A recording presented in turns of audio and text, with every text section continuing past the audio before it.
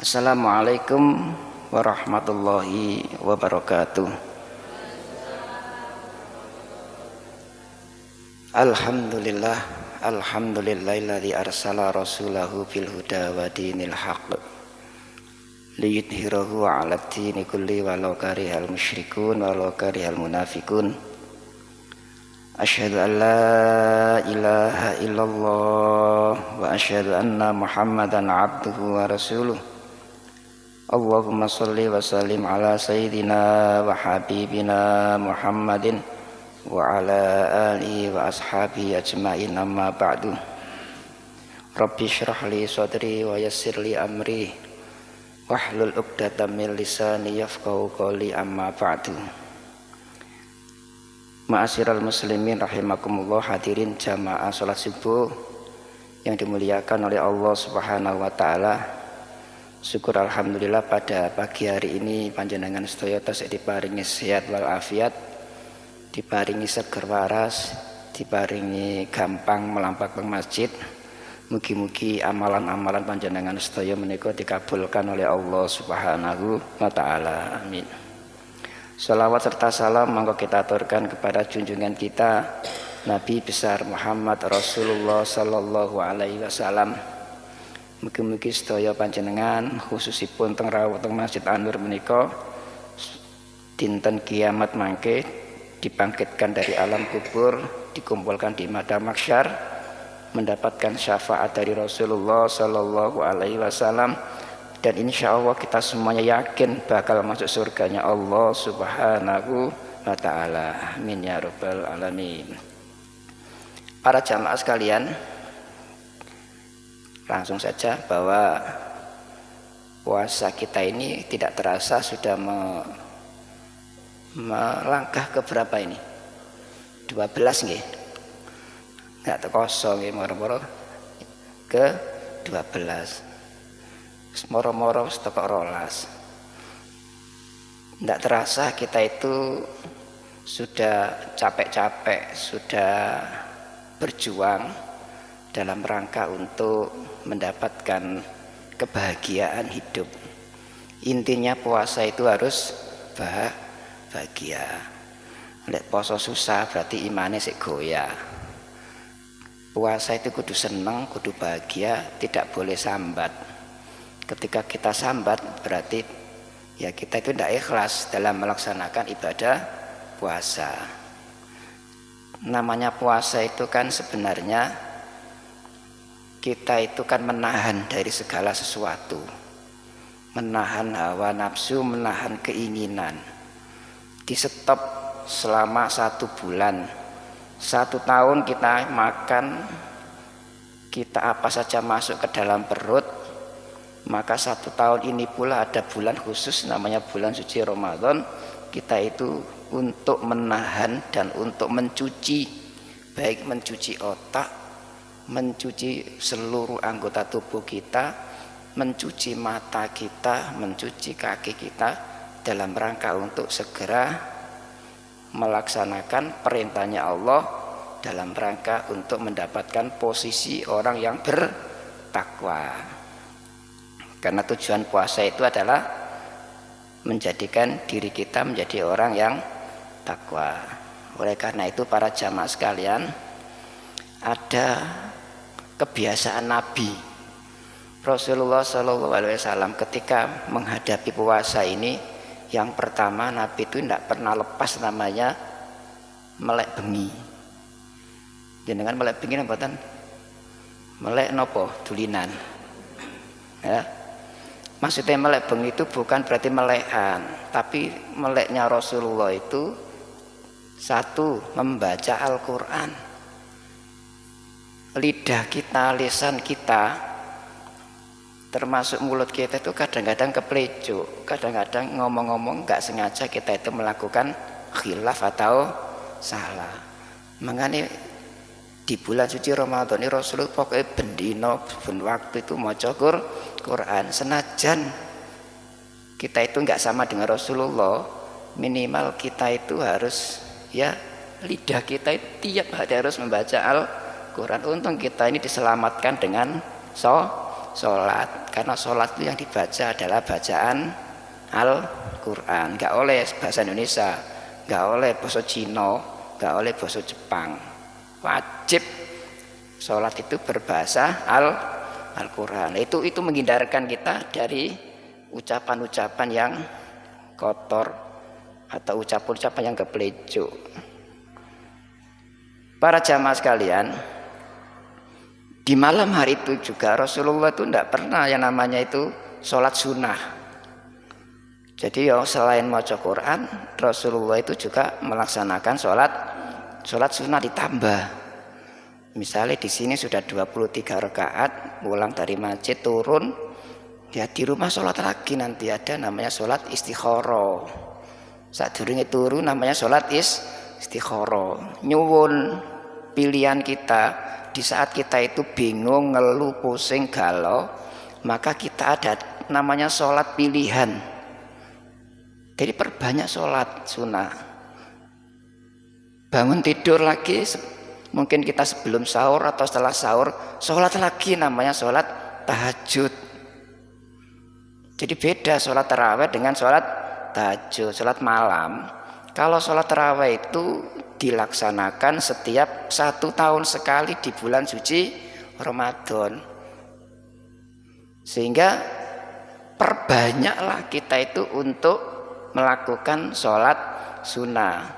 Masuk masjid pun yang nggak biasa kita itu sholat sunnah, kita harus melaksanakan sholat sunnah 2 rakaat namanya tahiyatul masjid. Jadi panjenengan lek pun melebet masjid misalnya sik dereng qomat niku sebaiknya sholat sunnah namanya sholat menghormati tamu kita, menghormati Allah. Di depan pintu, gerbang pintu banyak beribu-ribu malaikat turun menyaksikan panjenengan sedaya. Oh dicatat sapa sing tekoke dhisik, sapa sing tekoke keri, sapa sing tekoke pas-pasan, sapa pas imam langsung mlebu. Itu dicatat sama Allah.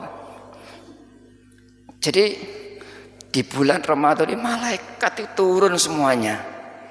Tanazzalul malaikatu warruhu fiha. Jadi seluruh malaikat itu gak pernah turun kecuali diturunkan di bulan suci Ramadan. Itu banyak sholat sunnah.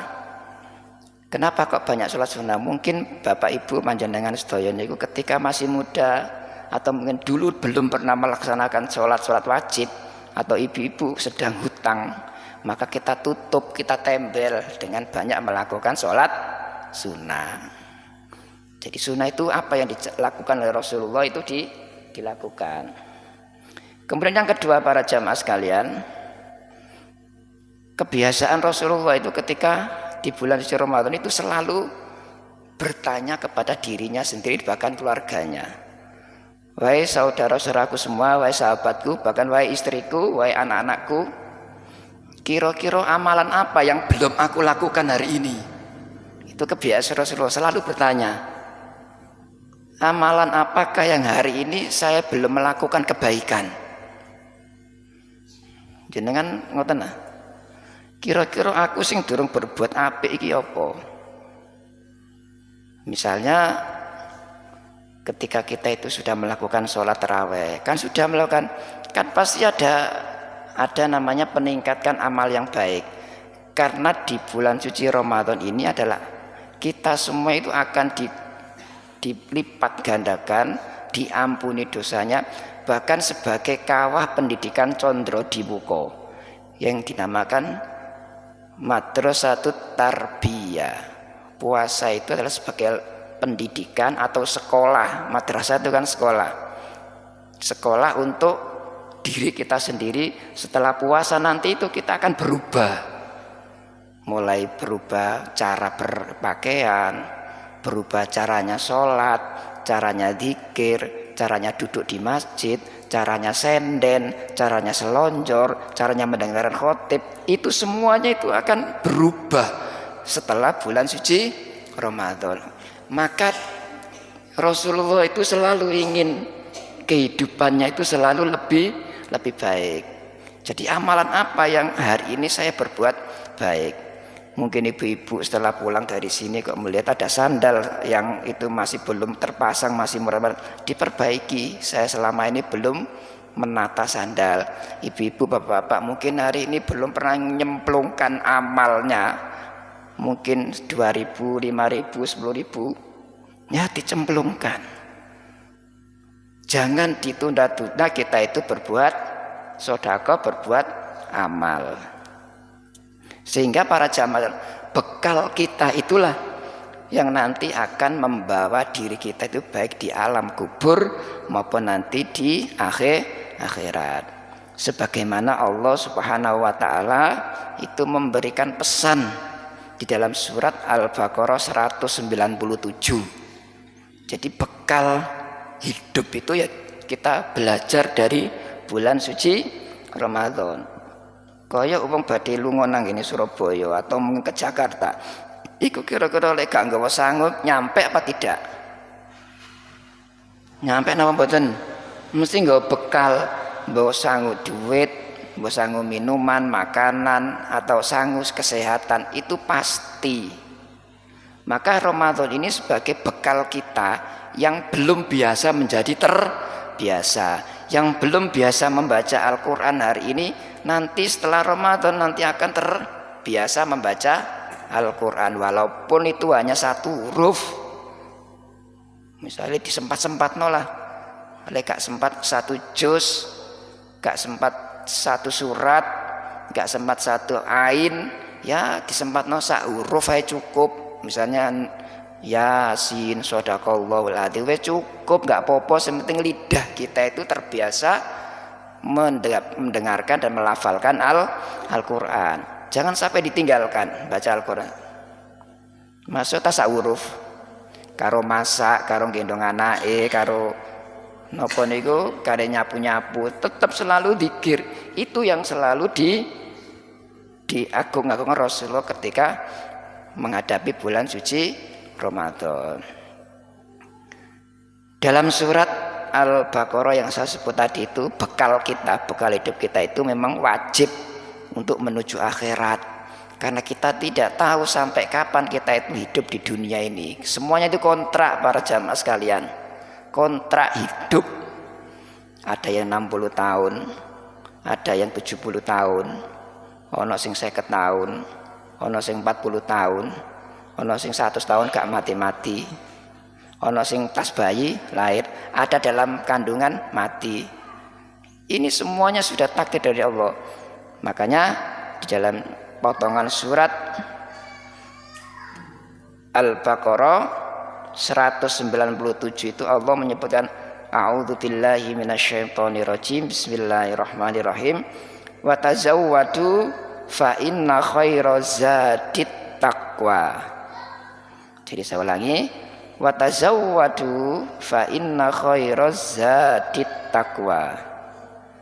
Maka hendaklah kita itu punya bekal, punya kemampuan, punya bondo di dalam hidup kita itu.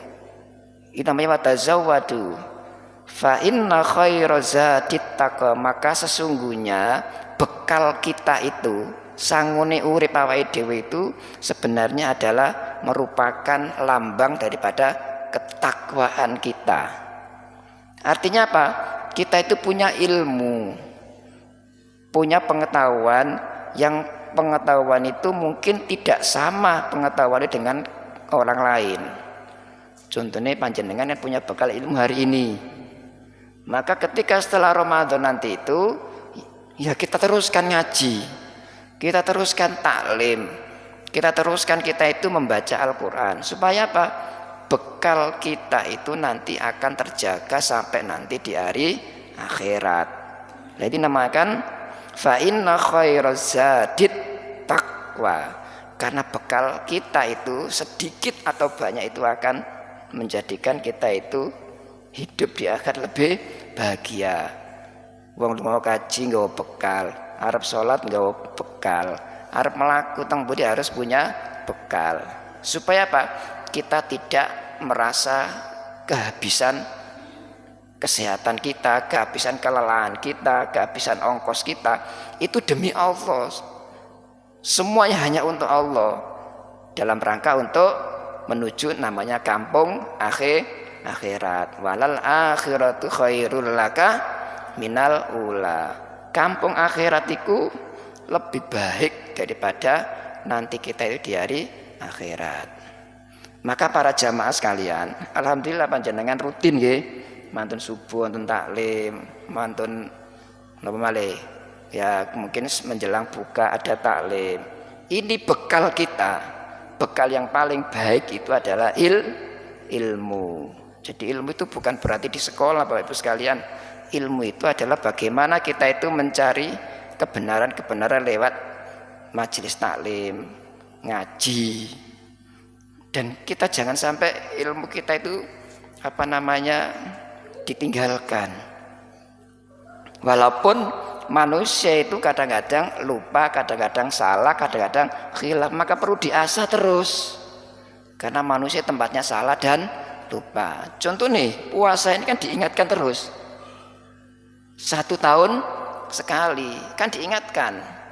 Dan ayatnya terlalu diulang, itu saja dalilnya puasa. Supaya Pak dieling manusia itu tempatnya salah dan lupa.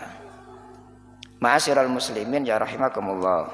Maka yang terakhir dalam surat Al-Baqarah 197 tadi itu, wattaquni ya ulil albab. Wattaqun, maka bertakwalah. Bertakwalah berarti berbuat baiklah. Takutlah akan siksaan Allah. Takutlah akan ancaman Allah, musibah dari Allah. Kita itu bakal dapat musibah. Gini apa mboten? Musibah contohnya sing paling cilik, musibah gak duwe duit. Iku mesti wong gak ada duit seneng mau mboten? Mesti susah. Itu termasuk musibah. Ya apa carane iso golek duit? Ya kerja, ya nyambut gawe, ya berbuat baik kepada orang lain. Maka modal utama kita itu adalah berbuat baik kepada Allah, taat kepada Allah, taat kepada Rasul, taat kepada siapa yang kita ajak berbuat baik. Seperti Rasulullah tadi itu, Rasulullah itu tidak pernah berhenti. Dino iki aku ki berbuat baik apa ya? Hari ini apa ya? Hari ini apa ya? Nah, maka kita diingatkan pada majelis-majelis taklim seperti ini. Orang yang selalu berbuat baik, orang yang selalu ingat akan dirinya, takut kepada Allah, maka disitulah disebut ya ulil albab. Ya ulil albab. Apa ulil albab itu? Orang yang mau berpikir, orang yang mau merenung. Jenengan merenung napa mboten? Lek posoan ngeten iki. Paling ngantuk ndingkluk, ya. Merenungnya kita enggak tahu. Merenung bagaimana nasib kita, bagaimana anak-anak kita, bagaimana keluarga kita, bagaimana nanti setelah hidup, setelah di dunia ini. Selalu merenung. Merenung itu tandanya orang yang gemar mencari ilmu.